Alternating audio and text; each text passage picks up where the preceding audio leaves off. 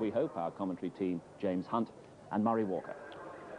Yes, Ayrton Senna yesterday produced one of his stupefyingly fast last-minute laps in the last 60 seconds of the final practice period to take his 49th pole position, notwithstanding the fact that he had had trouble with the car earlier on in the day and had only got one fast lap in it, and he did it, pole position. Nigel Mansell there in fourth position on the grid, and of course desperately wanting a finish. He's only finished in 3 of the 12 races that have been held so far this year, and in warm-up this morning he was 7th fastest. That's comparatively slow for him. He would have hoped to be a lot higher up than that, and with Prost second on the grid.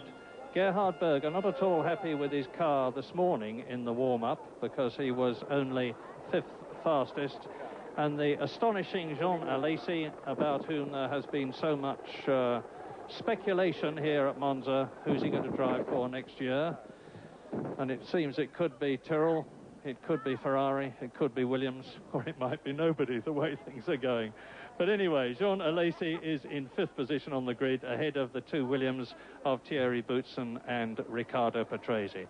Now, James and I talk about tyres a lot in Grand Prix racing. This course, which has got a lap speed of some 157 miles an hour for the pole position of Ayrton Senna yesterday, is going to be no less important, and there is a great deal of confusion about the tyre choice. So here is the voice of wisdom.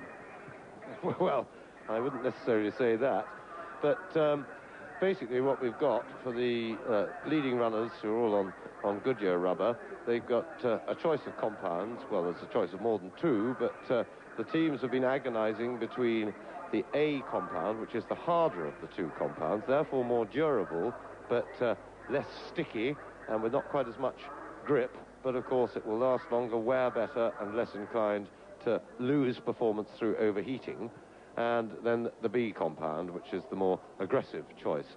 Now, McLaren's, mindful of the World Championship, have taken advantage of this dilemma, because it isn't clear to any of the teams which is really going to be the better tyre over the race distance today. Remember that tracks change all the time, and this is quite a normal situation. Tyre choice is always something of a guess, and McLaren have been able to cover themselves to some extent, or so they hope, for the World Championship, in that Senna is going on the faster B compound, and that, if that proves to be the wrong choice, they have covered that eventuality by putting Gerhard Berger on the harder and more durable A's. What they're hoping to achieve like that, obviously, is for Senna to win the race and therefore progress further towards tying up the World Championship.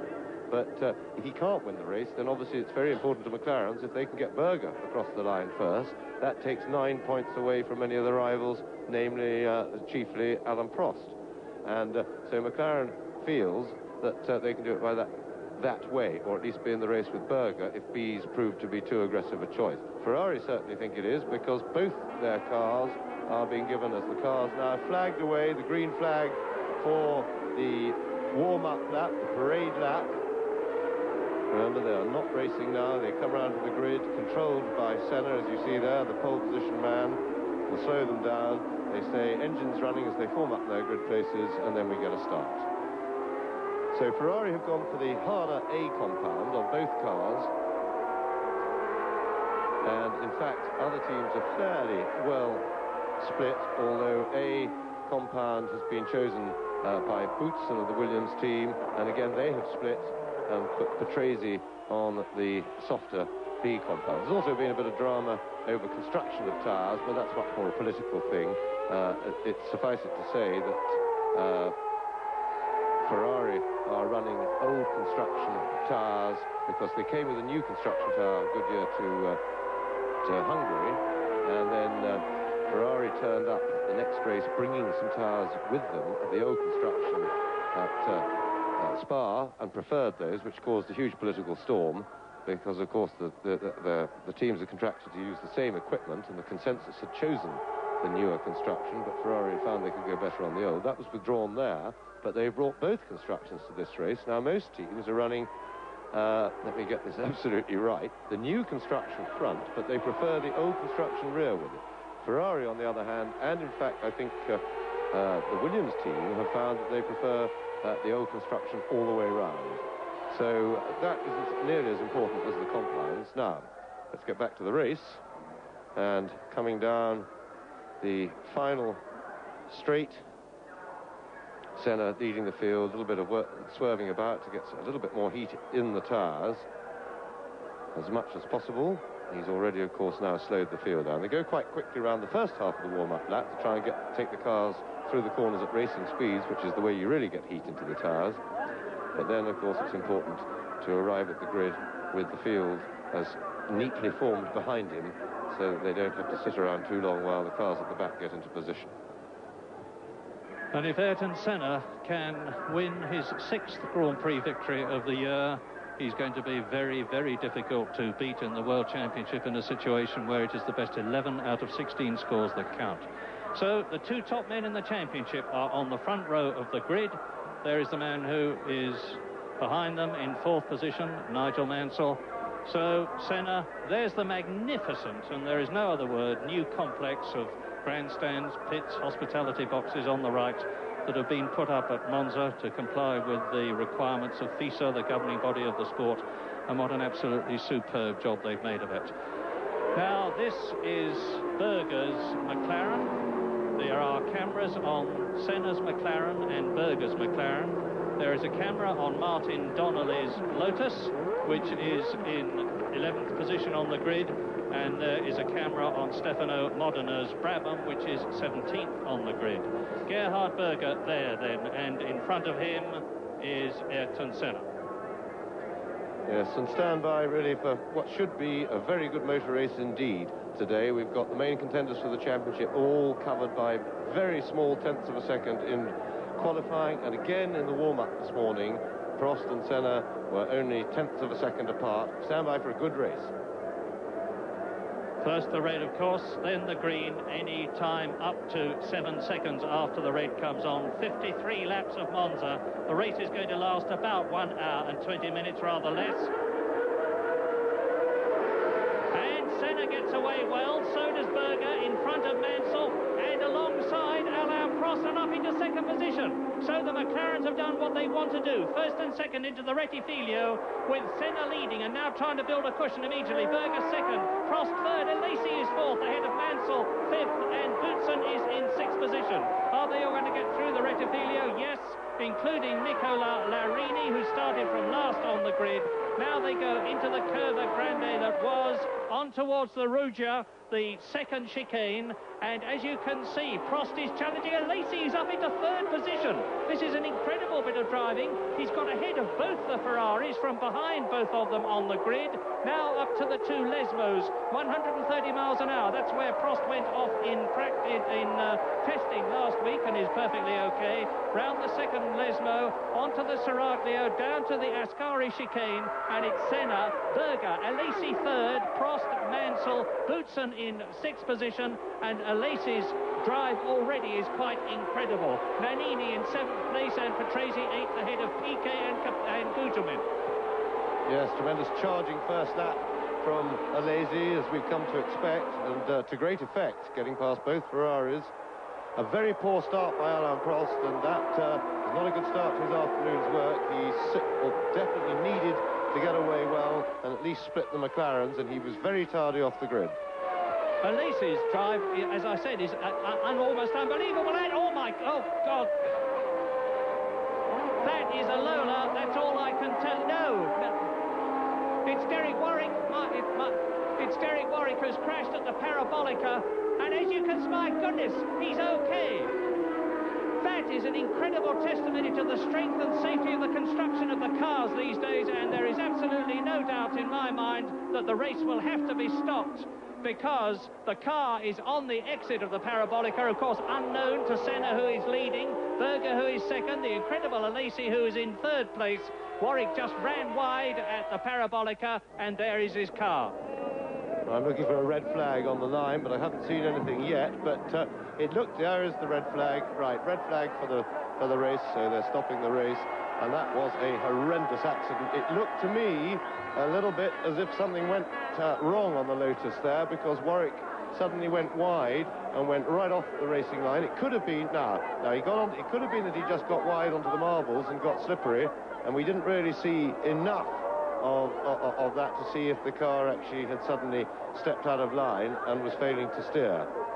But a horrendous accident, and a great testimony to the strength of the Lotus, and marvellous to see Warwick climb out from underneath that. The cockpit sail obviously completely intact, and just a big impact for him, but he bounced off the barrier, and I should think, apart from a few minor bruises, he looked pretty unhurt to me.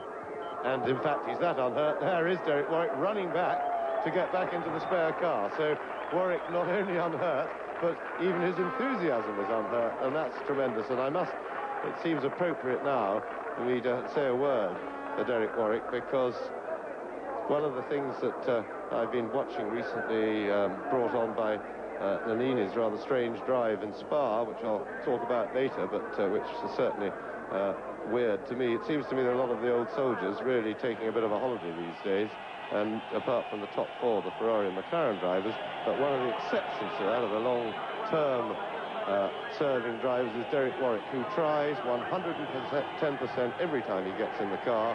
And look at that enthusiasm after a shunt like that to jump straight back in the spare.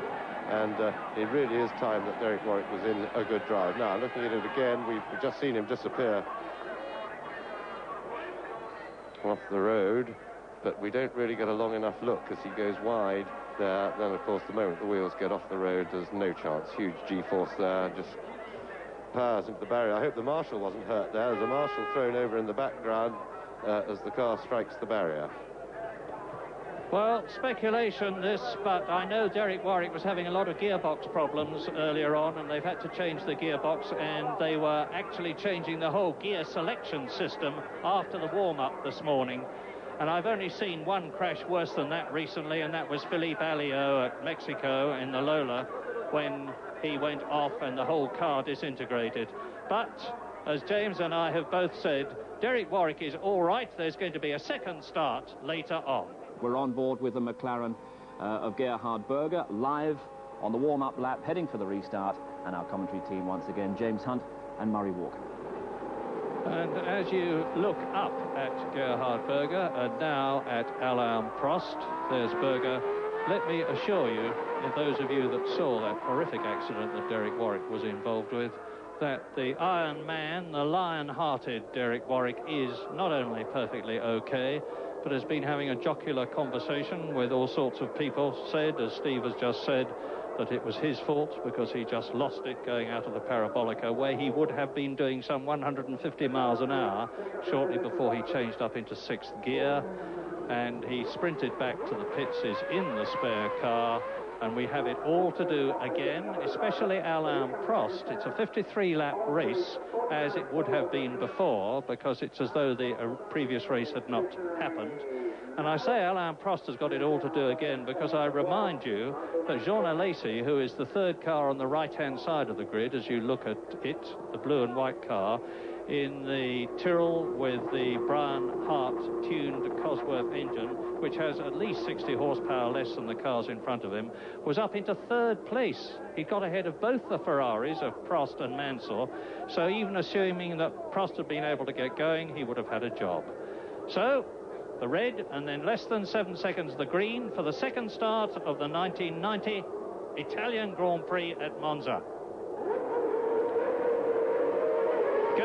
Senna's done it again. Prost hasn't made the same mistake. He cuts in front of Gerhard Berger, who has to move across and sprints up again alongside Prost and past him. So Berger's done it again, as he did on the first start, and it's Senna, Berger, Prost, Alesi is fourth, Mansell is fifth, Boutsen is in seventh place behind Patrese, his teammate who got ahead of him. They are all through the Rettifilo. That's the double chicane round the Curva Grande again, up to the Rugia, now up to the Lesmo bends, and Alesi is again going through into third position, sprinting past Prost Ferrari. I find this beyond comprehension, frankly, because he's got so much less horsepower than the Ferrari, which is supposed to handle superbly, and indeed does, but yet Alesi has punched his way through into third place on the first lap before even half of it had been completed. Berger and Senna, second and first in formation, and Mansell coming up to take Prost and try and take fourth position from him. There's Alesi third, Prost fourth, Nigel Mansell, Ferrari in fifth position. Yes, referring to Alesi, Murray, that of course it's very much aerodynamics running down through the Curva Grande to that chicane, and of course the aerodynamics of the Tyrrell are very good. It is a very quick car in a straight line, and of course he had the tow from Prost because he was right into Prost's gearbox, getting the hole in the air that the Ferrari made, and able to dip out and his momentum carry him through. Well, there he goes. Senna leads. Berger second, Alesi third, Mansell fourth, Prost fifth, being caught by Patrese in sixth position. This time, thank heavens, they got round the parabolica perfectly well, and the incredible Alesi is actually closing on Gerhard Berger. Is he going to be able to do the same to him that he did to Prost? Get in the tow of the McLaren and maybe take second place? I think that would be hoping for too much, or rather expecting too much.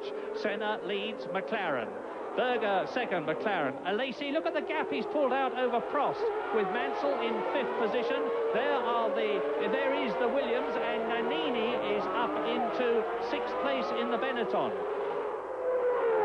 Very little gap between the first three as they go round the Curva Grande for the second time. Now up to the Rouge, and Berger, of course, don't forget that Berger wants to win and intends to win just as much as Ayrton Senna. There's no question of Berger having to defer to the Brazilian, and Berger has yet to win a race for McLaren. And look at Alesi, he nearly went off there last week, and he's coming down now right with Gerhard Berger, and he's challenging for third position, second position as they go into the parabolica.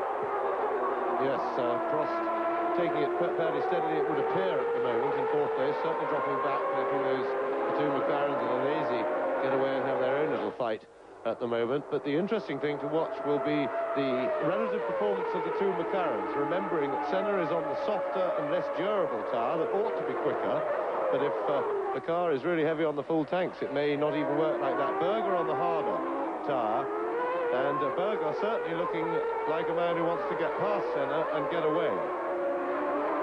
Race order then, lap 2. Senna leading Berger with Alesi right behind them. The first V8 powered car with the old Ford Cosworth DFR engine, and the big gap now between himself and Prost, with Mansell in fifth position. Patrese is sixth, Nannini is seventh, Boutsen is eighth, Piquet is in ninth position, and Gugelmin is 10th, the leaders.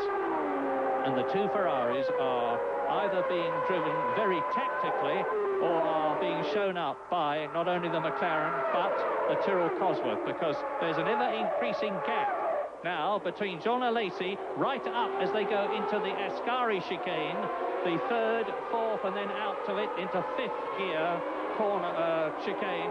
Now down the 160, 185 mile an hour straight into the parabolica as the rest of them go through, and Berger is still with Senna as they come out of the parabolica. It's 125 miles an hour as they go into it, about 160 miles an hour as they come out of it, down the long straight where they build up to just a whisker under 200 miles an hour before going it down into second gear. And so Senna goes through, Berger, Alesi, there's less than a second between Senna and Alesi, who is third. Prost is still fourth, Mansell fifth. There's the battle. Prost, Mansell in fifth position. Look back, and Nannini is going through and taking Patrese. Nannini moving up one place ahead of Riccardo Patrese. He's done it, and Piquet is right behind the two Williams cars as well. Senna, Berger, Alesi. Prost, Mansell, Nannini, then Patrese and Boutsen, followed by Piquet. And Maurizio Gugelmin is in 10th place. Martin Donnelly is 11th. Bernard is 12th. And the brave Derek Warwick, after that dreadful crash, is in 13th place. And we are on lap 4 now in this 53-lap race. Titanic scrap at the front.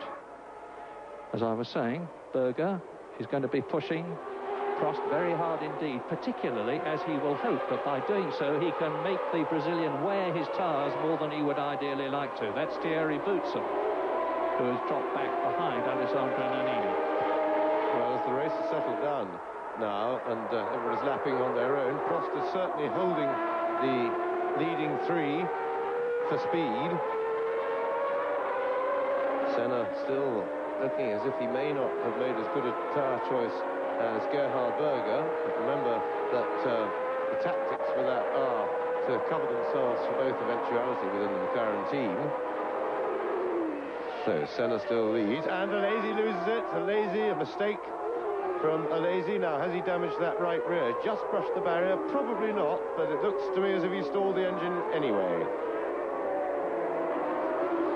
Out of the race, Jean Alesi, and this of course has made things much easier for the McLarens. Jean Alesi on Pirelli tyres as opposed to the others on Goodyear's. Here's a replay. Watch it go into the left-hander. The back steps out. There's nothing he can do about it. And that, of course, is where Jean-Louis Schlesser rammed Ayrton Senna the year before last and caused the Brazilian to lose the leadership in the Italian Grand Prix. So now it's Senna leading, Berger second, Alesi walking in lamely to explain to Ken Tyrrell, who won't be best pleased, what happened, which means to say that now the two McLarens lead the two Ferraris. Well, interestingly, down the field a little bit, Nannini has put up the fastest lap of the race so far, and remember he got into clear air behind as he passed, once he got past the two Williamses, and is following Mansell, and he is on the softer Beacon line. There he is, there goes Nannini. Two Williamses, and Nelson Piquet's teammate also on the softer compound, at the moment still able to do nothing about getting past the Williamses. Yeah, and the McLarens are already looking as though they've got it made. Prost has just gone round in 1 minute 29.2, which is slower than both the McLarens, which are therefore pulling away from him. Nigel Mansell in 4th position, Nannini there in 5th place. There are the two Williams. Patrese 6th, Boutsen 7th, Nelson Piquet in 8th position, Gugelmin is 9th, Martin Donnelly in 10th position in the Lotus, ahead of his teammate Derek Warwick, who is now up to 12th, because everybody has moved up a place with the disappearance of Jean Alesi, as into Lesmo 1 and Lesmo 2 go the two McLarens. Now, the gap between Berger, who is in 2nd position, and Alain Prost, who is in 3rd position, is about 1.6 seconds, and we'll keep a very careful eye on it, although visually... Berger looks round the side of Senna's car as they go into the Ascari chicane. You see that the Benetton there of Nannini, who is closing on Mansell. There is Patrese, Boutsen, Piquet, Gugelmin in the yellow-topped helmet, Martin Donnelly behind him, then Eric Bernard in the Lola. We're down to the Parabolica. That long, sweeping, 180-degree right-hander. Out of it at 160 miles an hour come Ayrton Senna and Gerhard Berger, chased by Alain Prost. Now, Senna crosses the line, Prost crosses the line. Exactly 2 seconds between Senna leading and Prost in 3rd position. And Nigel Mansell is 2.3 seconds behind the leading McLaren. There he is, looking down at the Rettifilio. That is Alessandro Nannini. Then Patrese, Boutsen. We are riding now with Gerhard Berger in the McLaren, and we're coming out of the Curva Grande down to the 2nd chicane, the Roja. I wish we'd been able to stay with him, because we would have seen ahead of him Ayrton Senna. Here is the Brazilian. Lesmo 1. 130 miles an hour and building. Yes, and Berger looks particularly quick through the two Lesmos. It pulls him right up on Senna's tail each time with the help of the toe. And Berger, to me, looks at the moment the quicker, marginally quicker of the two McLarens. And Prost seems to have got just a little bit closer this time. So Prost is closing in, and Prost, I think, will be reasonably happy to stay behind the two McLarens till getting towards half distance, in the hope that Senna may have to go in and change the tyres, and then that will narrow things down as Jean Alesi walks back after basically throwing it away on his own there. He just went in a little bit quick to that corner. The back of the car got away from him, and he was going too quickly really to catch it. Now, it was 2 seconds between Senna and Prost. And it's still just about the same. Into the Rettifilo. No, it's less now as Prost goes out of it. The Frenchman has certainly got the hammer down. 1.3, 1.4 seconds behind Gerhard Berger in second position. We are now on lap 8 out of 53.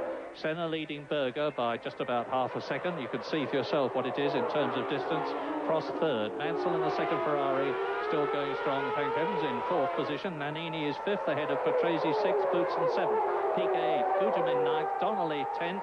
Bernard in 11th place. Derek Warwick is in 12th position. And at the present moment, the fastest man on the circuit is, unsurprisingly, Ayrton Senna, who's forcing hard at the beginning of the race. Nigel Mansell is just about the same time in terms of lap speeds as the Brazilian.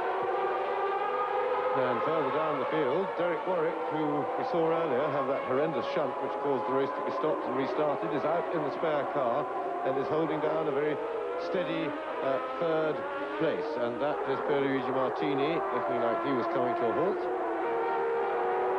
And a tough one for Derek. To those of you at home who are wondering how somebody can get into a shunt like that, or more importantly, get out of it, and then run up the track full of enthusiasm and jump in the other car, well, of course, it's a brave thing to do after a big fright like that. But what you have to remember, you are protected by nature in that the start of a Grand Prix is a very hyped-up thing for the body. You get lots of adrenaline pumping anyway. And there's a replay of something happening in the distance, and that is Martini's blow-up there. And so that was the demise of Martini. But, and then, of course, the accident that Warwick was in will also have pumped him even fuller of adrenaline. Very keen to get out of the car. He was fortunate in that, although he was underneath an upturned car, there was a little gap for him to slither out of. And really, of course, the adrenaline then protects you from feeling any bruises, really, that you get initially, and also keeps your enthusiasm going. And I think that really the worst he would have suffered from that accident is a bit of a stiff neck and some minor bruising, and he won't be feeling that yet. But poor Derek, he may be feeling it towards the end of the race. Oh dear. Martini, and you can see what's happened to the right rear wheel of his Minardi as he limps back to the pits, obviously to retire, and the leaders come out of the Parabolica to complete lap 9 out of 53, looking visually as though Prost is closer to Senna. I'll tell you the answer to that as they cross the line, which Senna does now, and Prost does now, and Prost is 1.6 seconds behind the leader, Ayrton Senna, and is definitely closing. He's just gone round in 1 minute 28.9, and that is sufficient to close him up. You can see for yourselves he's getting closer and closer to Gerhard Berger. So it's McLaren leading out of the Curva Grande down to the Rugia, the second chicane. The fastest race ever in Grand Prix history was at Monza here in 1972 when Peter Gethin won in a BRM at an average of some 152 miles an hour, if my memory serves me correctly. And the pole position speed here today was 157, but the difference is that when Peter Gethin won, there were no chicanes. Now there are 3 of them: the Rugia, the Ascari and the Rettifilo, and Alain Prost is definitely reeling in the 2 McLarens. But catching them may not be as difficult as getting past them, because now with the crowd who are watching this race on giant diamond television screens going potty at the thought of the Ferrari up with the 2 McLarens, Alain Prost is gaining. Nigel Mansell is still 4th. Nannini is still 5th. There is Patrese 6th, weaving in front of Boutsen 7th, and Nelson Piquet in 8th position. Gugelmin is in 9th place. Over the line goes Senna, Berger, Prost. It's as quick as that. Into the Rettifilo. This is it. The 2 McLarens. Senna, I remind you, on softer tyres than Gerhard Berger, and Alain Prost is similarly on harder tyres than the Brazilian. So if the Ferrari in 3rd place and the McLaren in 2nd place can push Senna hard enough, to make him wear his tyres harder than he would like. We could see a change later on in the race. Meantime, we're at about 1/5 distance. Yes, well, the three leaders now are very much locked in combat. Prost there to cover anything, and I would think that if Prost is aware, which he may or may not be, of the compounds that the two McLarens are running, if he is aware of that, I would think he'd be much more worried about Gerhard Berger at the moment than Ayrton Senna. Berger is still pressing Senna, still looking for a way round, and it would seem that the harder compound with the heavy cars and everything seems at the moment would appear to be the choice. This is Berger. Behind him is Alain Prost. Ahead of him is Ayrton Senna. Now, the Ferrari team has repeatedly been accused of not being able to run two cars. That is a Lola down there, definitely. And it is Eric Bernard who is out of the Italian Grand Prix to join Jean Alesi and Pierluigi Martini as the leaders go into the Rettifilo. 1.58 seconds between Senna leading, Prost third. The Ferrari, as I was saying, team have been accused of not being able to run two cars. And it is interesting that Nigel Mansell in fourth position in what should be an identical Ferrari is dropping back all the time. That is Eric Bernard, seemingly not too unhappy as he waves to the crowd, who give him a terrific cheer. Enormous enthusiasm here at Monza from the Italian crowd, who are tremendously knowledgeable. And on lap 12 out of 53, the gap between Senna leading and Prost third, and you saw the three of them together there, is under 1.5 seconds now. Mansell is fourth, 4 seconds behind Prost. Nannini is fifth, 2 seconds behind Mansell. Patrese is in sixth position. Boutsen is seventh. Piquet eighth. Gugelmin ninth.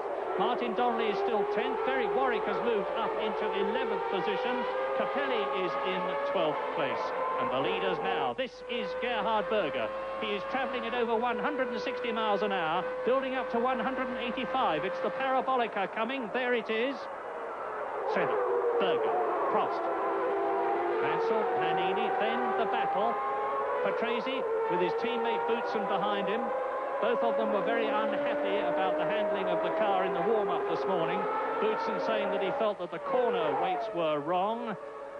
And it's 1.2 seconds now between Senna leading and Prost in third position.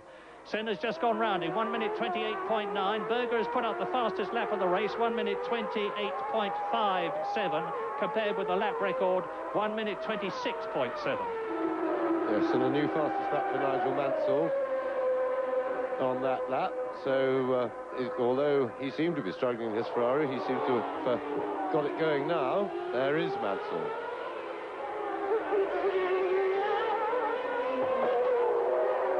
Will have to keep going at that pace to try and haul in the leading group, and that would certainly be a help to Alain Prost.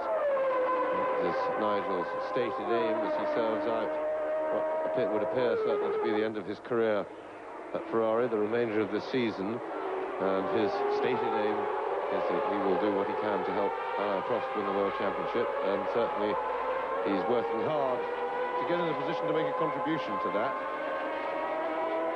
At the moment is catching the leading three slightly. Senna still pressing Berger still pressing Senna, looking at times for a way round.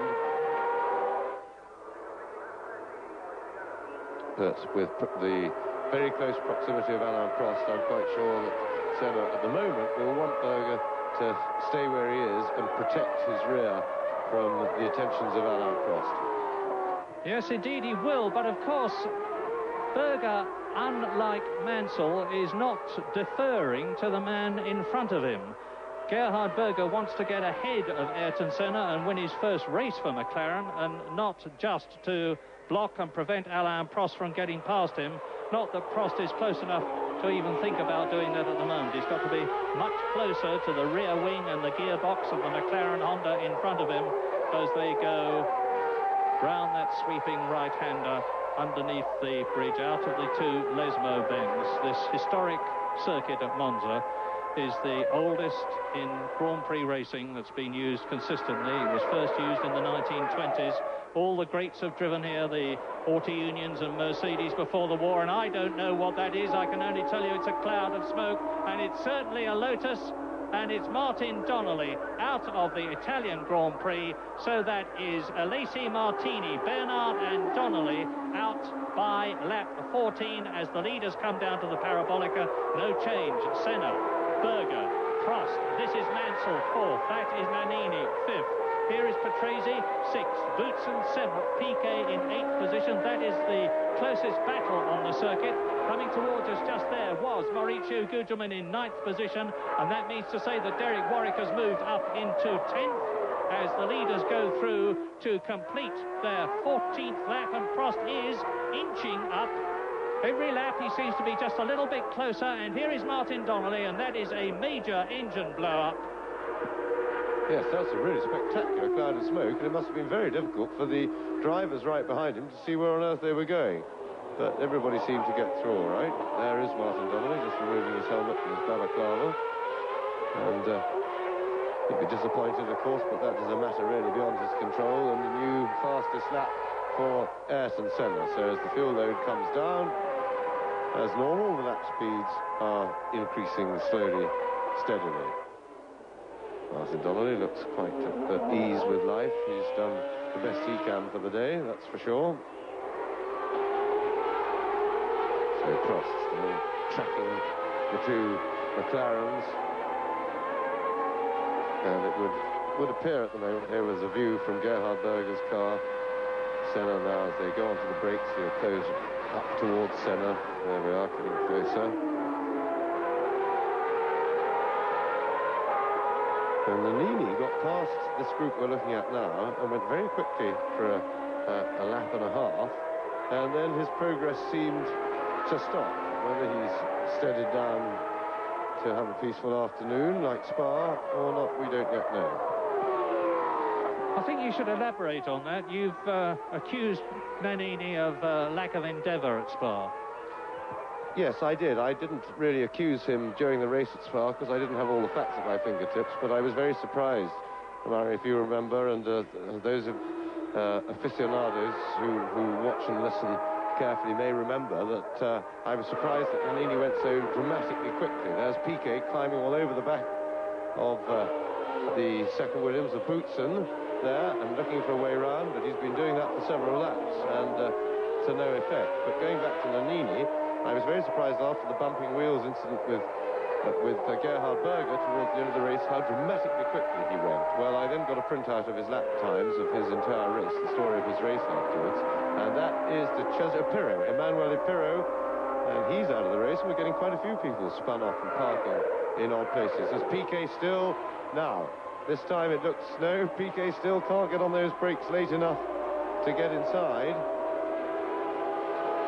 Anyway, returning to Nannini, he then produced 2.5 seconds quicker than he'd been lapping for the majority of the race when all the drama happened with Gerhard Berger. He'd been lapping around about the 1:58 was his average sort of lap time after pit stops. When Senna came out and was with Senna, he could have chased Senna, as it subsequently proved, from the speed he was able to go.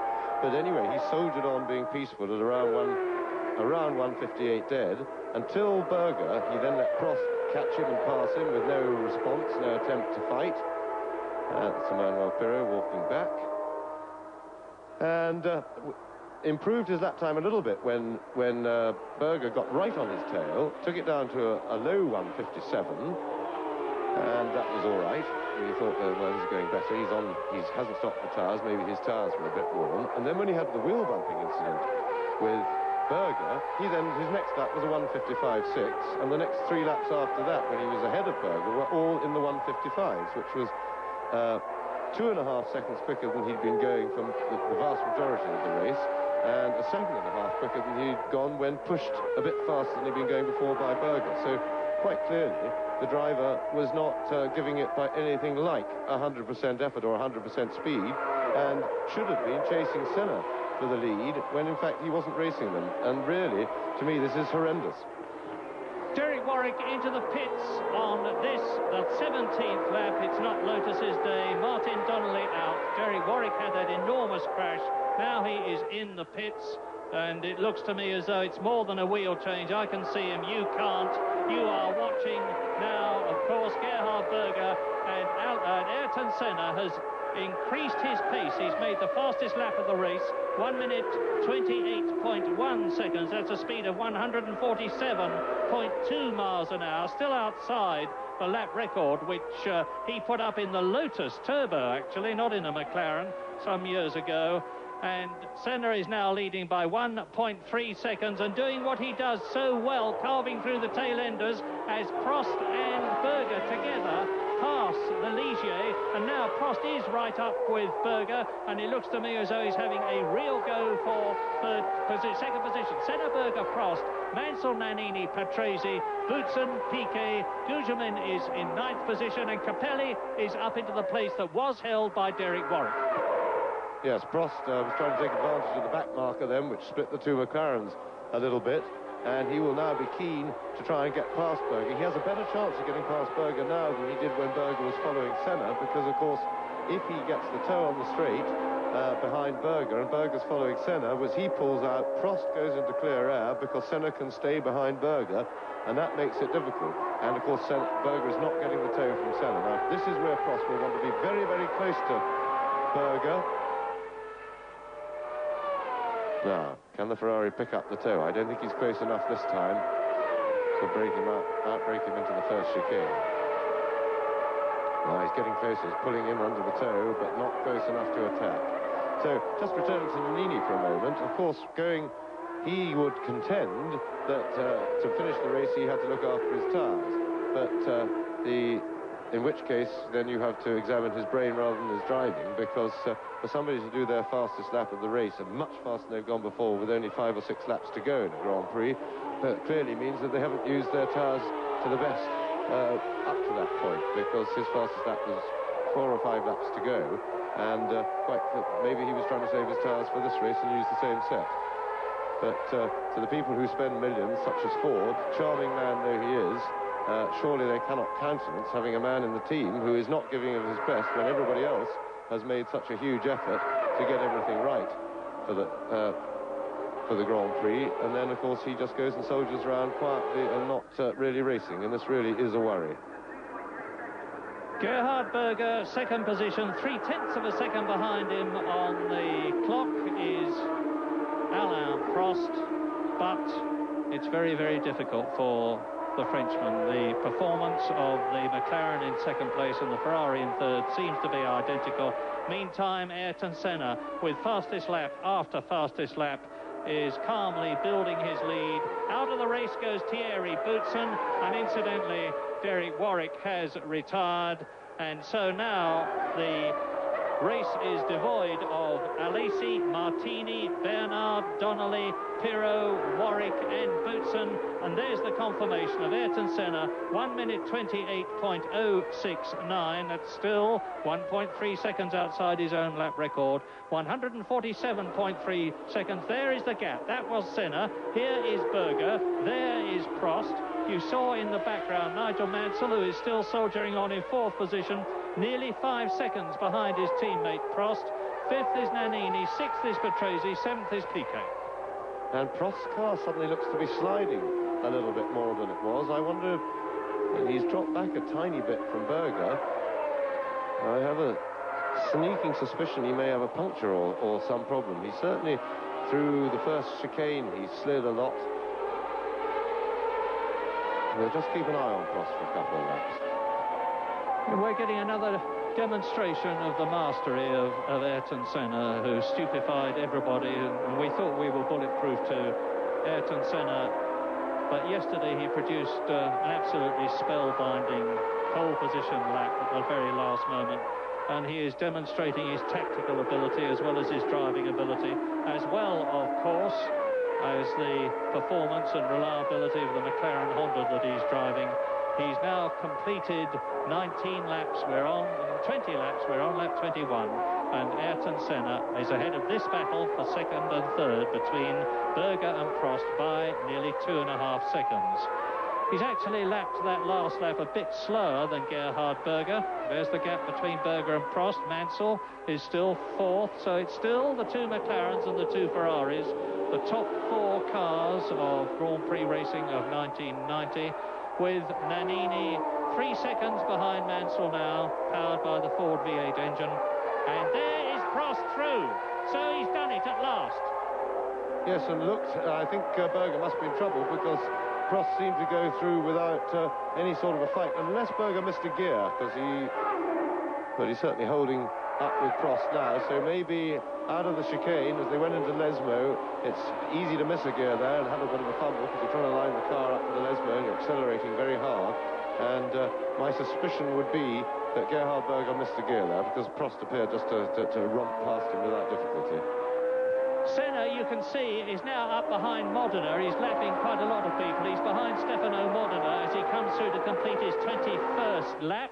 And if Prost can benefit from the traffic, that was an attempt to give us a replay, I think. Something seems to have happened to the tape. Anyway, Ayrton Senna now is carving his way through the field. The crowd realises that Prost, and that was the replay of him passing Gerhard Berger, is in second position, 3.4 seconds on lap 22 out of 53 behind Ayrton Senna. So the rivals who head the World Championship and who between them have won 10 of this year's races have now got the Italian Grand Prix. Yes, I've had a look at the tyres on Prost's car. There is Prost very much in amongst the traffic. And you won't want this to become a race for charging through the traffic too much, because we know that Senna can outdo him on that issue every time. And I've had a look at Prost's tyres, and they certainly doesn't appear to be a problem. I can't see any sign of one deflating, and he seems to be running all right now. So maybe he just got a bit wide one time. If you get your tyres on the marbles, when they're hot, they go all sticky. They pick up the rubbish that's offline, and it takes a lap or so normally for the tyres to shed those marbles that are stuck to them, and during that time you have very much reduced grip. And you now see Alain Prost behind Stefano Modena as Ayrton Senna comes through to complete lap 22. Now, there's Modena, and Prost will want to get past him before the Rettifilia, because he will be slowed up, and there's Senna has once again demonstrated how good he is at getting through traffic. The gap has increased from 3.4 seconds to 5.2 on that one lap, with Senna going round nearly 2 seconds faster than Alain Prost, who, however, has now got a clear track ahead of him. Berger is dropping back all the time. He's nearly 2 seconds behind Alain Prost now, and he's less than a second ahead of Nigel Mansell, and there is Nigel Mansell. So we're getting a really interesting situation now. McLaren leads, Ferrari second, McLaren third, Ferrari fourth, with Nigel Mansell at the wheel and closing. Nannini is still fifth, Patrese is still sixth, Piquet is still seventh, Gugelmin 8th, Capelli 9th, Nakajima is 10th, Suzuki is in 11th place, and everybody up to Suzuki has been lapped by Ayrton Senna. As you look at Nigel Mansell closing on Gerhard Berger's McLaren, is there something wrong with the Austrian's car? Prost, Berger, Mansell. The only thing I can speculate there, Murray, is that he might be having a little bit of gear selection trouble. The McLaren transverse box has been its bugbear in the past, and it certainly appeared to be a missed gear that allowed Prost to get the jump on him into the Lesmos. Senna and Prost are lapping to within 1/10 of a second at exactly the same time as each other. That's Nigel Mansell you're looking at. 1 minute 28.8 Senna. There is Mansell, who is in fourth position chasing Gerhard Berger. And Nannini seems to be able to do nothing about the Ferrari of Mansell in front of him. He is nearly 3 seconds behind it, and Patrese is nearly 4 seconds behind him in sixth position. Now, the interesting dilemma is going to be for the McLaren pit, as I'm quite sure there will be lots of calculators going mad there at the moment, and lots of brain power being applied as to whether they should get Senna in for a tyre change. Because if they're going to get him in, they need to get him in pretty soon. We are very much in the tyre change moment to get the best out of both sets of tyres. But of course, at the moment, he doesn't really have a commanding enough lead. But what they don't know, their total imponderable, is how much Senna's softer tyres will drop off in performance in the second half of the race. I often wonder what use to viewers those numbers along the bottom of the screen are, because you need to know the car's numbers. But if you see them again, that's what they are. The number 27 on the left was indicating that the lead car is that of Ayrton Senna, number 27, with number 1 world champion Alain Prost behind him, 28 Gerhard Berger third, number 2 Mansell in fourth position, 19 Nannini fifth place, and number 6 Riccardo Patrese in sixth position. With his teammate Thierry Boutsen out of the race, there is the lone Ferrari. Things are getting very spread out now. At the moment, Senna is still inching away from Alain Prost when they have clear laps, and there is Gugelmin in the Leighton House just in front of our commentary position, just right beyond the pits, has pulled in, and that looked very much like a blown engine or something mechanical blown up. There was a bit of smoke, and then everything switched off, and there he is. So at the end of the day's work for Maurizio Gugelmin. That is Mansell lapping De Cesaris. Not always an easy thing to do here at most circuits, but here at Monza, for the more powerful senior cars, there is plenty of straight where they can nip past on pure straight line speed and power. Berger following through, but at the moment Senna is still inching away from Prost, but the dilemma for McLaren's is that he's not really inching away fast enough. His lead last time they went over the line was under 5.5 seconds, and of course for a pit stop and a new fastest lap for Ayrton Senna, not dramatically quicker than he was going before. But Prost lost a lot of time in the traffic on that lap. The lead is now nearly 8 seconds. So Prost lost, getting on for 2 seconds, over 2.5 seconds on that lap. And that is what McLaren's want to see, because they will really need something like 25 seconds on the road. Is what a pit stop will cost them. They don't, of course, have to have a 25-second lead when they make that stop, but they've got to be sure that they've got the lion's share of it. Otherwise, Senna, of course, on pressure rubber, they know he'll be able to catch, but will he be able to catch Prost fast enough? I would suspect at the moment that they will err on the safe decision, because pit stops have their own element of risk, and if you've got a wheel stuck on and things like that, they don't always work smoothly, and I would think that their safe course would be to keep Senna out there.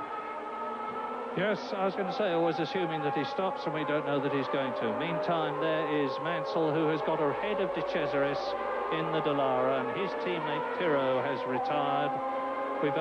With several teams, we've only got one of the cars left. We've got both McLaren still running, of course, first and third. Both Ferrari still running, second and fourth. Both Benetton still running, Nannini fifth and Piquet in seventh position. Riccardo Patrese is in sixth place. Senna has now completed his 26th lap, and he's 7.6 seconds ahead of Prost. So Prost, who's lapping in exactly the same time to within 1/10 of a second, seems to have stabilized things. Berger has now got Mansell 2.5 seconds behind him. Nannini is still fifth, Patrese is still sixth, and Piquet is still seventh. And the leader has lapped everybody up to Nelson Piquet's seventh place. Yes, well, as you can see from that picture there, Prost now has the attentions of Gerhard Berger to worry about, and that is something that he really doesn't need at the moment, because in the traffic he lost ground, and that brought him backwards towards Berger. There's more traffic ahead of them, and Berger seems to have got over the problem. If he had some selection trouble, it's very often that you can, once alerted to the difficulty, you can take particular care over whatever gear change is causing trouble, and he certainly seems to be going perfectly full racing speed at the moment. Down to the Parabolica, Ayrton Senna is stamping his mark on the Italian Grand Prix. This is Gerhard Berger pulling out to pass I think it was Alex Cathey's Arrows, which is still running well, albeit it's been lapped by Senna, who just completed his 27th lap with 26 to go, therefore, as Prost and Berger go through, and Senna has just got very close to the lap record now, or much closer. 1 minute 27.811. He's continuing to increase his speed. That's 147.75 miles an hour for the full lap, to increase his lead over Alain Prost to nearly 8.5 seconds. Prost leading Berger by 1.3. It's very static. There's no change in the first 7 places. Yes, and in the light of the way speed that Senna's managing to produce at the moment, I'm sure McLaren will keep him out there and they'll be looking to go the distance, because there isn't really a wear problem with these, even the softer compound. It's much more a question of drop-off of performance, and the tyre certainly seems to be holding up well.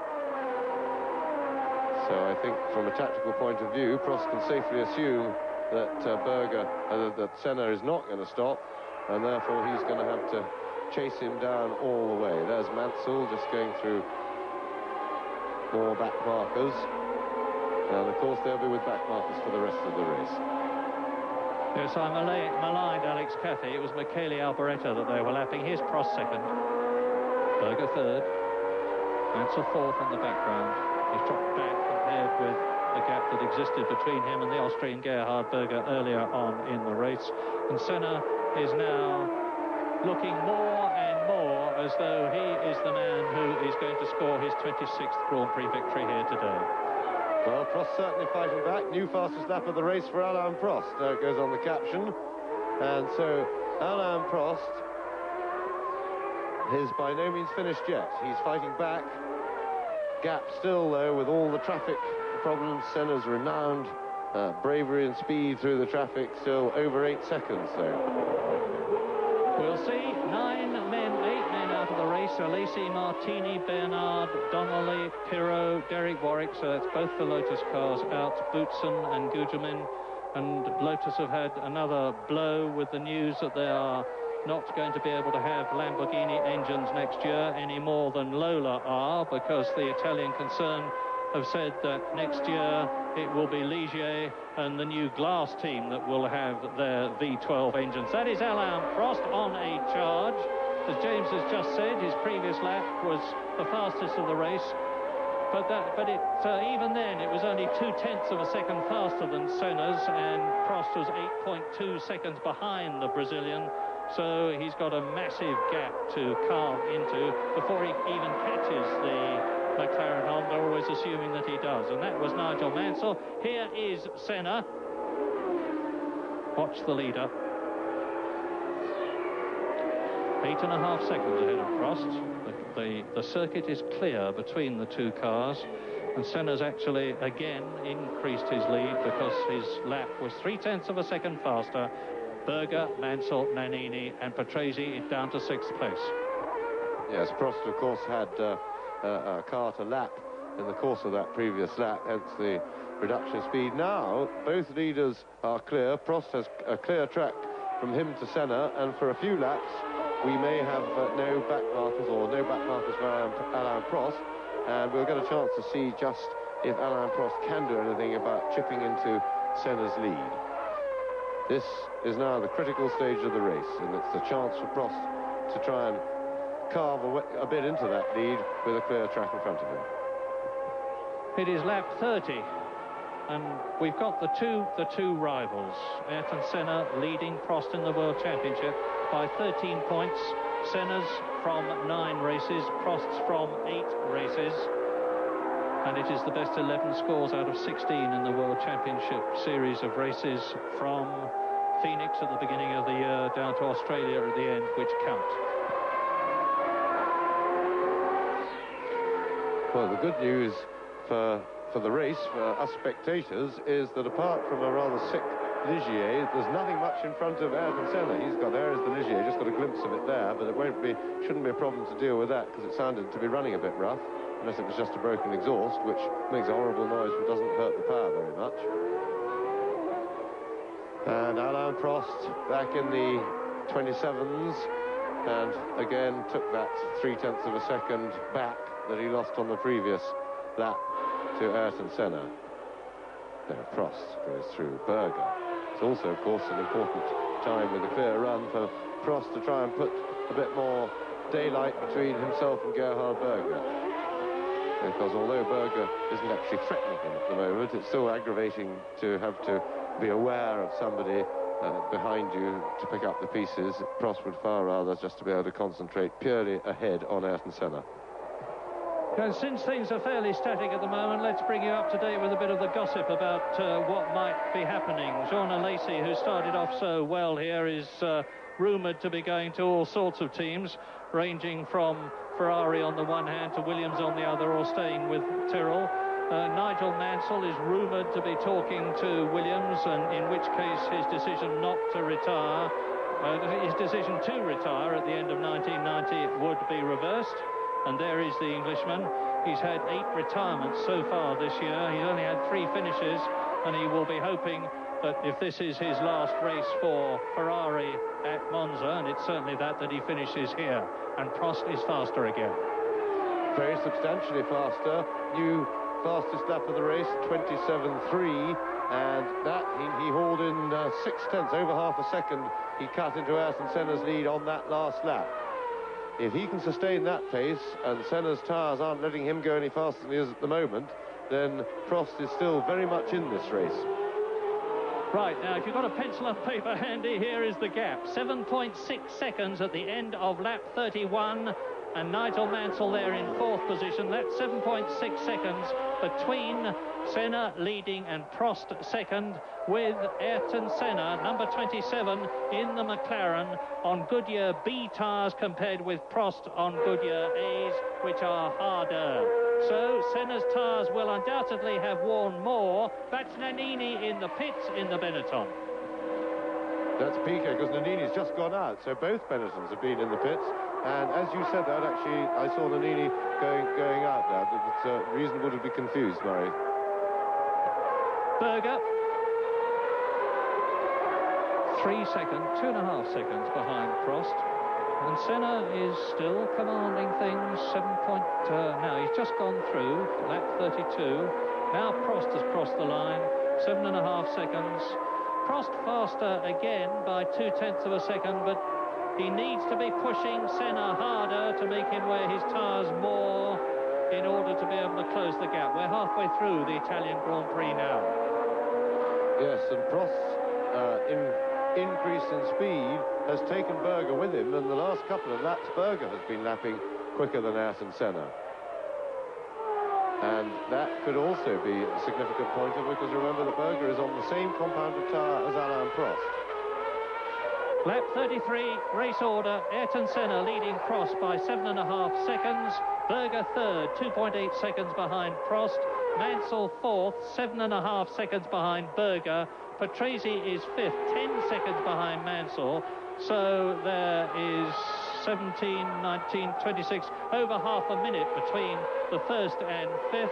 And I'm waiting for the 6th man to go through, and I'm delighted to say that it is Ivan Capelli, the Italian who is rumoured to be driving for Ferrari next year, as are lots of other people, who is in 6th position in the points, ahead of Nakajima, who is 7th, Alessandro Nannini 8th, of course he has just had a pit stop, 9th is Suzuki, 10th is Piquet, who has also had a tyre stop, 11th is Alex Caffey, and 12th his teammate Michele Alboreto, and that is Nelson Piquet being chased by Alex Caffey. Yes, and the order or the lap area up front seems to be now established, and that has the fact that Prost again has gone round just a couple of tenths of a second quicker than Senna, and I think that's really where the state of the art is, and that Senna undoubtedly has been receiving his pit signals. He knows that Prost is on a clear run and going flat out, and Senna has responded, but it does seem that Prost is able to lap a couple of tenths quicker than him when they're both on their own going at full speed.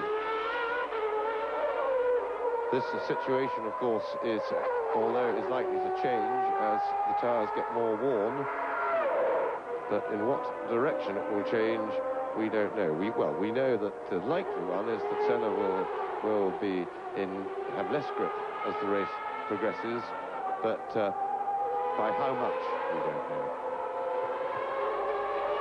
We can hardly describe this as the most exciting Italian Grand Prix we've ever seen, because things have been very static for a long, long time now. But it's worth watching. Prost, there he is with Berger behind him, and saying again, incidentally, that Gerhard Berger must in some ways have been a disappointment to the McLaren team this year in comparison with that tremendously strong duo that they had last year, Ayrton Senna and Alain Prost, because Berger has yet to win a Grand Prix, and Senna is now 7.1 seconds, and Prost is again faster than Senna, and he's consistently pulling at least 0.2 of a second out of the lead per lap. Absolutely, they both found a little bit more speed, and as they will as the race goes on, as the fuel load comes down and the cars get lighter, but the differential between them of a couple of tenths of a second remains static. So just over 7 seconds. It's still a long way to go, and although Senna, there'll still be quite a few laps before they get involved in any more traffic, because Senna's got quite not a clear road ahead of him. There's nobody between him and Prost. But all the hard work of chipping the gap down a couple of tenths a lap can go out of the window if Senna can get through the traffic quickly, and Prost has to wait for half a lap and lose 2 or 3 seconds. That's an awful lot of laps at 0.2 per lap, and that's what happened. That's how he got so far behind, and it's what's happened over the last couple of seasons that Senna has been much more effective through the traffic. He bullies people into getting out of the way, bullies mentally rather than physically, but very effectively. And he's just completed another lap, the Brazilian ex-world champion, and I'm waiting for Prost, and again Senna is faster, not only than he has been before, but than Alain Prost. 7.2 seconds, lap 35. Nearly 150 miles an hour, and that 127.019 is only 0.3 of a second outside Ayrton Senna's lap record, and his pole position, incidentally, was a new all-time fastest lap of Monza, and that was 1 minute 22.533. But it doesn't, of course, count for the lap record, since it wasn't put up during a race, it was put up in qualifying. There he is. Now look for Prost as he comes round the left hand. Now he's going under the bridge into the Ascari chicane, third gear. Now the right-hander. Look for Prost as he comes under the bridge, and it should be just about 7 seconds. Berger behind him in third position, and Nigel Mansell is 11.6 seconds behind Berger. 127.9 Nigel Mansell, 127.0 Ayrton Senna. So for whatever reason, Mansell is well off the pace of the race leader Ayrton Senna, who's now round the parabolica into the long finish straight, building up to 190 miles an hour before he comes down to second gear for that right left at the chicane that was put in to slow things down. There he is, going through it now as we look down from the helicopter, and the gap is 7.7 seconds. Yes, and Senna has really found some more speed. New fastest lap of the race, 126.7. So we're into the 126s, and Prost has been unable to respond. He's still lapping in the low 27s. So Senna has responded and is now actually opening out the lead. 7.8 seconds at the moment. And that's a lap record. Ayrton Senna has just broken the lap record.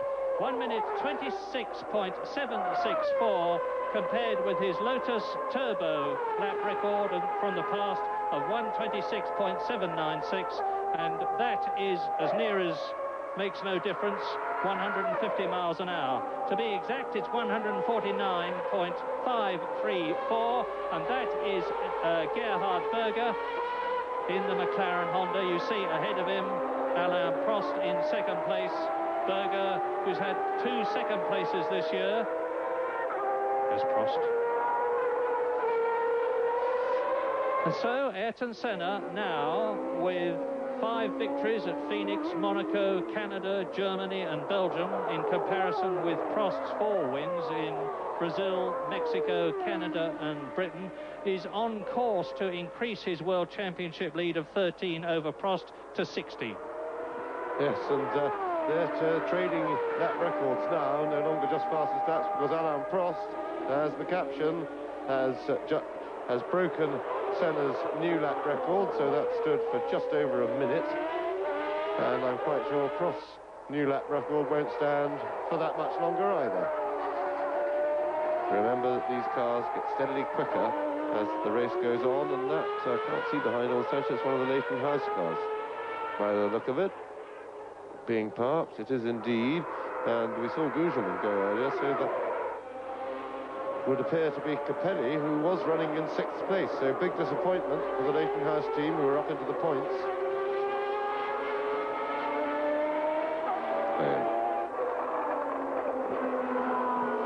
I hardly dare mention this with my reputation, but Ayrton Senna has yet to win an Italian Grand Prix. You'll remember last year when commandingly in the lead, his Honda engine let go at the Parabolica, smeared his rear tyres with oil, caused him to spin out of the race with a broken engine, to the vast delight of the crowd standing behind the barriers, and let through their new hero, Alain Prost, who, although he was driving a McLaren, became their hero because next year, which is now this year, he was going to be driving a Ferrari.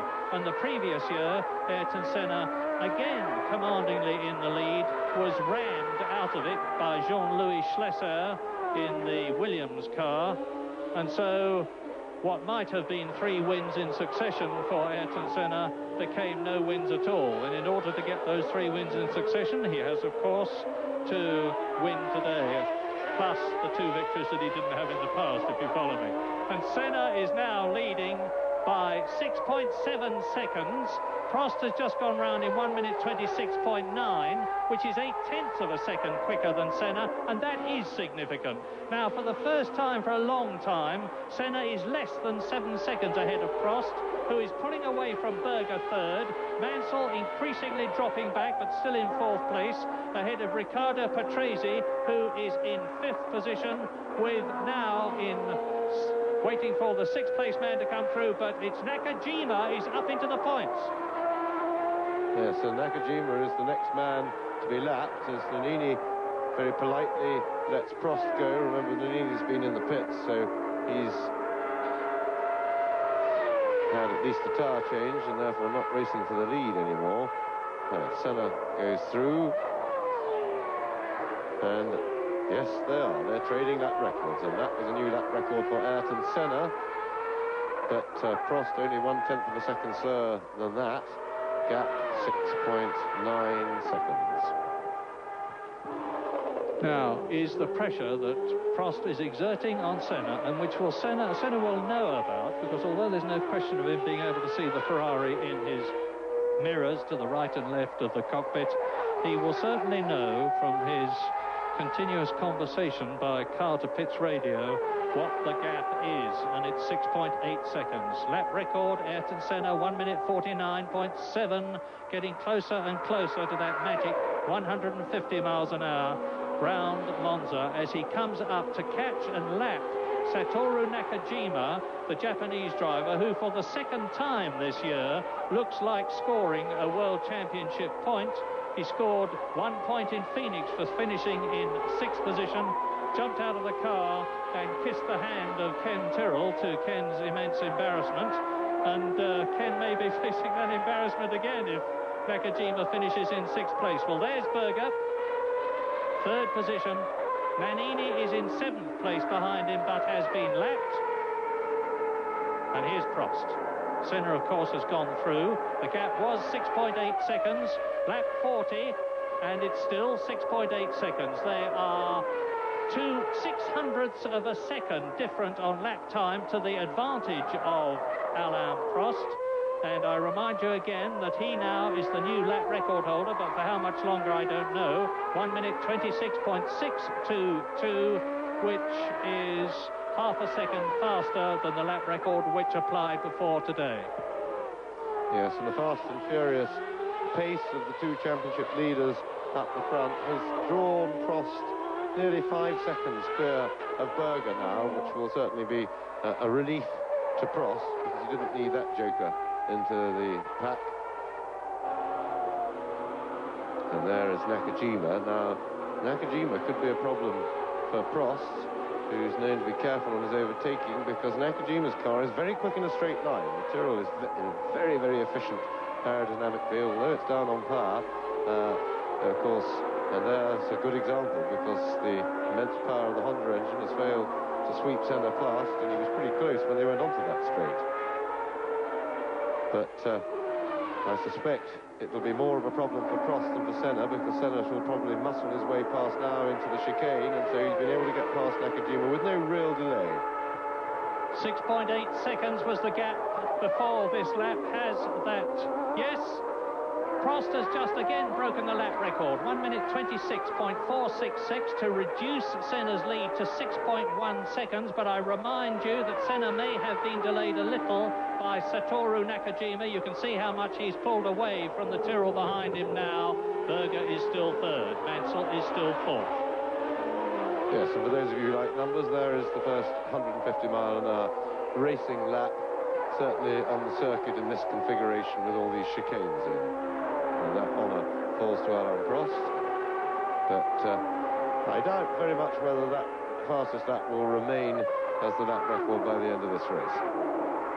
There's Senna. Now, he's got Philippe Alliot in front of him. That's Nakajima, who has been lapped. That is Alain Prost, who is in second position. Berger is now 5.2 seconds behind the Ferrari. Mansell is 18 seconds behind Berger. And Senna has passed Alliot and is now coming up to the other Ligier of Nicola Larini, who just scraped into the race, 26th on the grid. And Alain Prost, of course, has got to get past Nakajima, and then Alliot, and then Larini. And if past form is anything to go by, Senna's likely to make a better job of it than Prost. However, 6.1 seconds on lap 42 has turned into 5.1 seconds as Alain Prost again shatters the lap record. 1 minute 26.376, 150.2 miles an hour. I think we have a race on our hands now, but it will depend on Prost being able to get through the traffic efficiently. Yes, and our hopes for a good race are that he will, and what we have to hope there is the fact that Senna's passing of this group has alerted them as he gets past one without any problem. That's one of the Ligiers out of the way. Still two more cars though.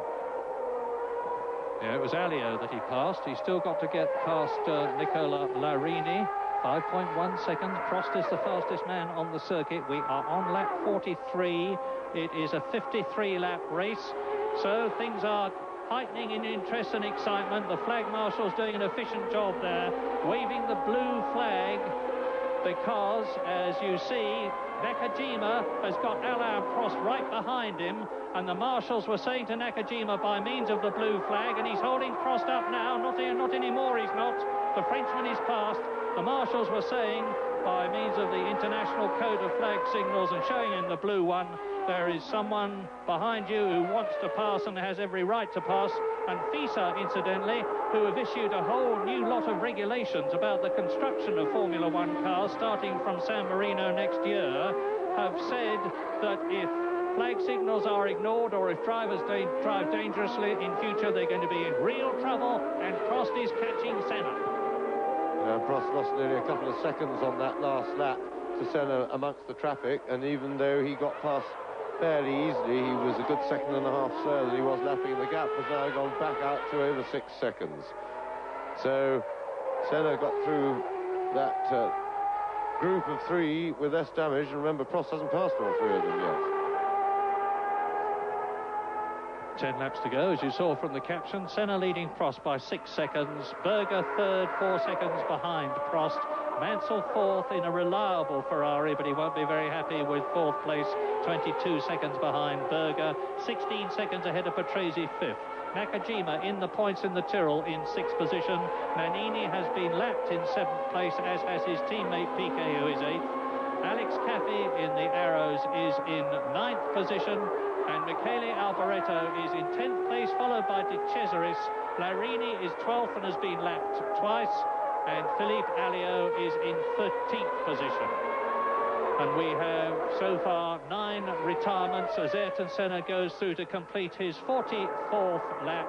And the gap, which was 6.1 seconds as Alain Prost goes through, is now 7.7 because Ayrton Senna has gone round 1.5 seconds faster than Prost. He is replying with a vengeance to the challenge of the V12 Ferrari. Yes, well, of course, that was Prost going slower in the traffic rather than Senna doing anything different. And Prost still holding the fastest lap. But really, it's Senna's real ability to get through traffic as if it's not there, because Prost certainly seems to lose a lot of time. And so, as we surmised, all that hard work, chipping away at the lead, 2 or 3 tenths of a second a lap to get it down, and in 2 laps, Prost has lost some 3 seconds to Senna on the road. We're going to know the condition of Senna's tyres simply by that gap. We'll say again, it bears repetition, that Senna is on a softer compound of tyre than Alain Prost is, and we will know by the state of the gap, the state of his tyres. If that gap starts to come down dramatically, then Senna is going to have to face the problem of hanging on, because there's no way he can come into the pits now, take on a new set of tyres, and catch Prost and pass him again if the Frenchman had gone into the lead. Senna is now committed to staying out where he is as he comes through on his 45th lap, 8.2 seconds ahead of Prost. He's lapped half a second faster this lap than the Ferrari, and it looks as though it's in the bag for Ayrton Senna. Very much so, because that actually was Senna's fastest lap of the race so far, and with only a few laps to go, there's obviously no problem with Senna's tyres. There was never going to be a problem with wear, just that if they got a bit too hot, the softer compound, that they would lose performance as the race went on. Well, that has proved not to be the case, and Senna really only has to stand up now to win. Prost has given it his best shot. He's chased hard, and he's lost out again in the traffic, as has been the pattern of their battles over the last couple of seasons. And the Italian crowd is on hold. They are very quiet and very restrained. There are 2 cars in this race that they really care about. That's the one they care about most, Alain Prost, and the other, of course, is the Lionheart, as they call him, Nigel Mansell's Ferrari, which is in 4th position. And with the McLarens of the not very much liked Ayrton Senna in the lead, not very much liked in Italy by the Italians, I mean, and Gerhard Berger in 3rd place. They're waiting and hoping for something to happen to the McLarens to the advantage of the Ferraris, and it certainly doesn't look as though that is going to happen, because once again Ayrton Senna has done it. He is demonstrating, he's giving a vote of confidence in his tyres by keeping up that lap record breaking pace of his lap after lap.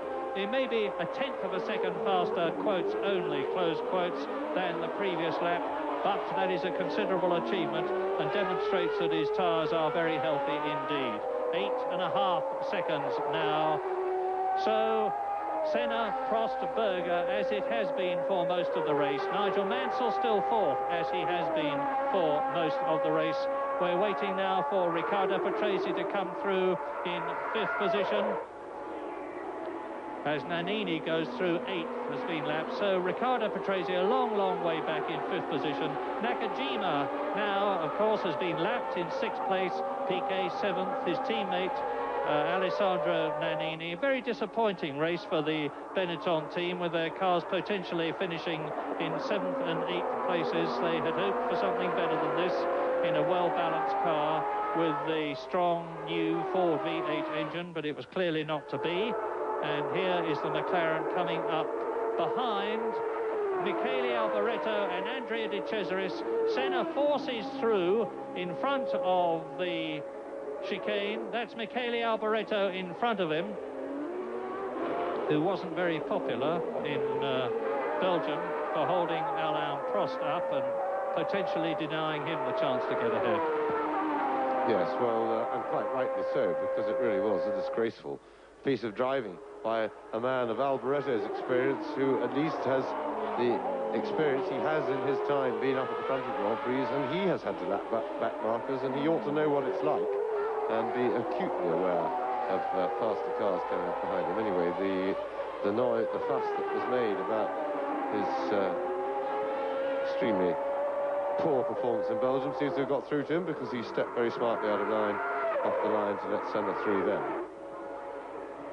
Andrea De Cesaris behind Michele Alboreto in the Arrows, who is fighting to retain his seat with the team. The Arrows team are going to be powered by Porsche V12 engines next year, and a lot of people are jockeying for position in the Arrows team, including Thierry Boutsen, who's waiting to hear his future as Alain Prost laps Yannick Dalmas. We don't very often see an AGS in a Grand Prix, because very often they don't qualify, but Dalmas did, his teammate Tarquini didn't, and on lap 48 it's Senna 9 seconds ahead of Prost now, Berger and Mansell, followed by Patrese and Nakajima.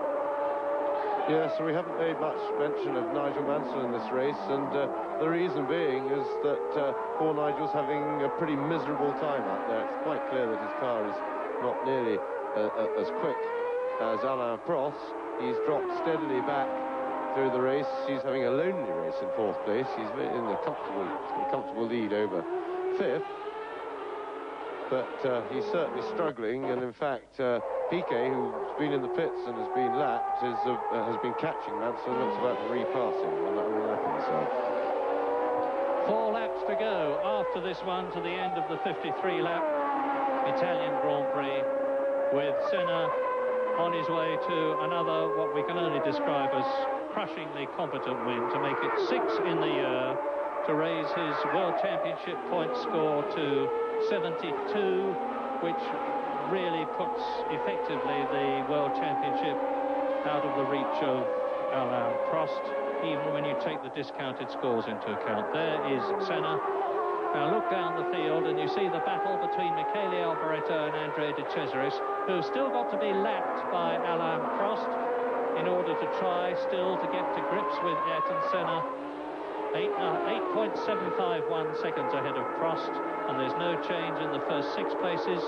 Nakajima 6th, Piquet 7th, Nannini 8th have all been lapped. Down to the Rettifilo, and it looks as though they are not actually going to hold Alain Prost up, they being Alboreto and De Cesaris, because Alain Prost in the Ferrari comes up to Andrea De Cesaris as they go into the Curva Grande, which of course has lost all its sting now with the double chicane before it, and he will try to get past them before they get to the second chicane at the Rouge, and it doesn't look to me as though he's going to do it. No, he doesn't, and this means to say that the 8.7 second gap between Senna and Prost on lap 49 is surely going to be extended even further on lap 48, because Prost still is not past De Cesaris in the Dallara, which is going to use a Judd V10 engine next year, incidentally. Yes, well, I think Prost is taking, you can see these two battling away, and he's taking it very easy, and his problem now is Berger catching. I think he's long since given up any hope of being able to pressure Senna, but he's going to have to step on it a bit right now, and these two are being no help, battling away, having their own private battle, but that should carry Prost, well, it's carried him past Alboreto, but he's still stuck behind De Cesaris, but at least he's got Alboreto between himself and Berger. He ought now to get a good tow over the start-finish line and pass him quite easily into the first chicane. And as I said, that 8.7 seconds that Ayrton Senna led Alain Prost by has increased massively to 11.9 seconds as they go into lap 51 out of 53, and that demonstrates how much Alboreto and De Cesaris delayed Alain Prost. He could also demonstrate, I suppose, how much Ayrton Senna is able to dive through gaps and go past people in a way that Alain Prost is not able to. He makes no bones about it, he's not ashamed of it, he just says that Senna is better at it than he is. Perhaps, he says, because I'm older and care more than Senna does. Well, whatever, Ayrton Senna now is virtually home for the 26th Grand Prix victory of his career. He's on lap 51. There's just 2 laps to go at the end of this one. and that's Berger being furiously flagged. And Berger, of course, now, as James pointed out, is much, much closer to Alain Prost. He was only 1.5 seconds behind the Frenchman's Ferrari at the beginning of the lap that they are on now, because of the way Alboreto de Cesaris had held up Alain Prost. And I notice, incidentally, that de Cesaris is now ahead of Michele Alboreto. And as Ayrton Senna goes through to complete his 52nd lap, with only the 52nd and 53rd to go, with a lead now over Alain Prost of just over 12 seconds. The interest is whether Gerhard Berger is going to be able to make it another McLaren first and second by catching and getting past Alain Prost, which I rather doubt. Nigel Mansell still way back in fourth position, soldiering on. And Nigel, of course, has now made it up with Ferrari, but it looks as though the critics who say that Ferrari don't supply the second man with the best car will be adding fuel to the fire after this race. Yes, I think that's very true. Ferrari seem to basically run a one-car team in terms of getting a competitive car out. Well, certainly this year that seems to have been the case, and unfortunate for Nigel Mansell. In the meantime, I think that Prost is, to his great relief, I'm sure, has got a pretty clear track in front of him. In fact, there's nobody between him and Senna, and with only just over a lap to go, he shouldn't have any problem with Berger. He can certainly lap comfortably quicker than Berger on his own, has been able to through most of this race, and I can't see Berger getting at him. So Senna crosses the line.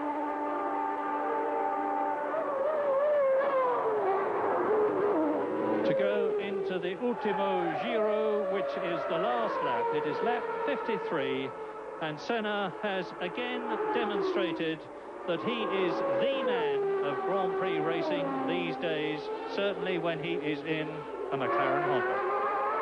Yes, indeed, Senna certainly, before we got to Monza, looked to be firm favourite for the World Championship.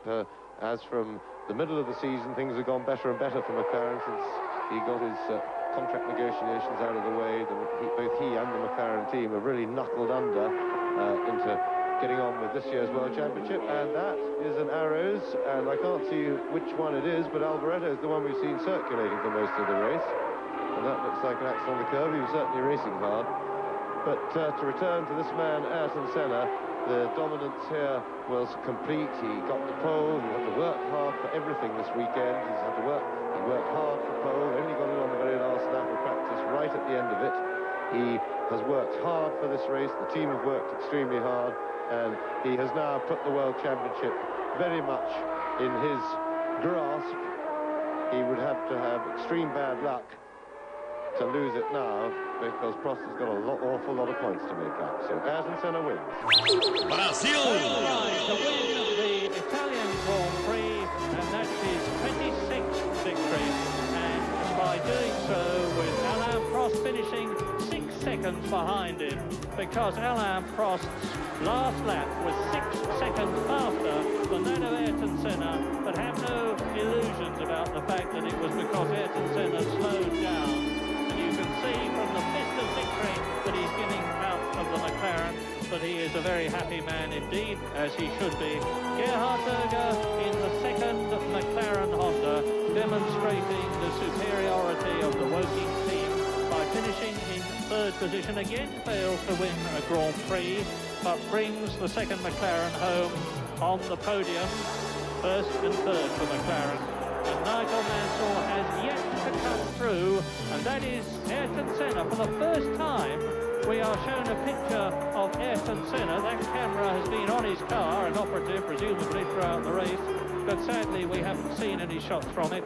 Nigel Mansell has finished in fourth place, albeit nearly 49 seconds behind Ayrton Senna, and we wait now for Riccardo Patrese to come home in fifth position, with Nakajima in sixth place, having been lapped. Nelson Piquet in seventh position, Alessandro Nannini in eighth place. So again, victory in easily for Senna, who leads home Gerhard Berger, his teammates, Alain Prost, who was second, Nigel Mansell, who was third, and who looks at virtual certainty for the 1990 World Championship.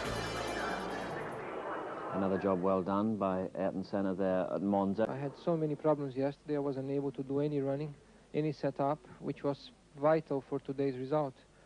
So I had only this morning to try to get the car as good as possible and then make the tire choice, the right one, and get everything right, because at the level of the championship we are running, you gotta have everything right.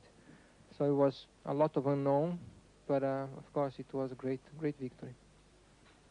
The car was quite good at the beginning, but as usual, and this time I was behind Gerhard. It was difficult behind him because I made a choice with a with the hard tire, with A, and I don't think it was a good choice. And behind him I was sliding too much, so I think I blistered the tires. And then I had a big vibration, especially at the end. It was not possible to push harder. Every time I was pushing, it was worse. I think the tire choice was wrong. I went to the harder tires. What was okay the first laps, but then as the tank, because the car goes lighter, I just was sliding too much. So that victory for Ayrton Senna increases his World Championship lead over Alain Prost to 16 points. Gerhard Berger is still third, Thierry Boutsen fourth, Nelson Piquet in fifth position, but Riccardo Patrese moves up to sixth position ahead of Nannini and Mansell. McLaren, of course, have increased their lead in the Constructors' Championship over Ferrari to 37 points, with Williams in third place and Benetton in fourth position. Now, in 2 weeks' time, it's the Portuguese Grand Prix, and the circuit there should suit the Ferraris. They need a win to keep their World Championship hopes alive. But will it? Watch Grand Prix on BBC Two.